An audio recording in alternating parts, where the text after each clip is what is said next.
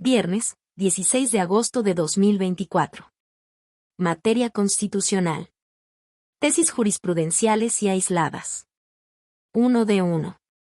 Registro digital, 202-9281. Tipo, aislada. Personas con discapacidad. El requerimiento para que acrediten su capacidad de ejercicio y justifiquen su legitimación procesal activa es inconstitucional e inconvencional.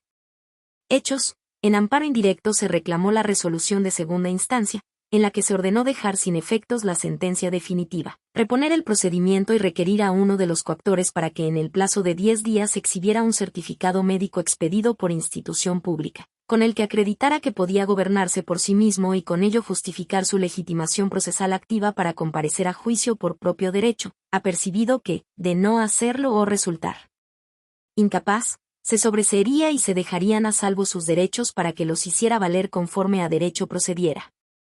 Criterio jurídico. Este tribunal colegiado de circuito determina que el requerimiento para que las personas con discapacidad acrediten su capacidad de ejercicio y justifiquen su legitimación procesal activa es inconstitucional e inconvencional.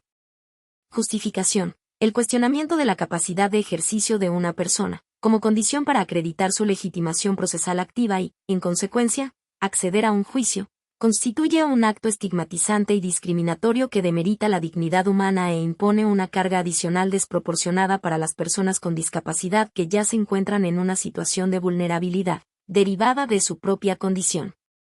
El reconocimiento de la capacidad jurídica en juicio está vinculado de manera indisoluble con el disfrute de otros derechos reconocidos constitucional y convencionalmente por el Estado mexicano.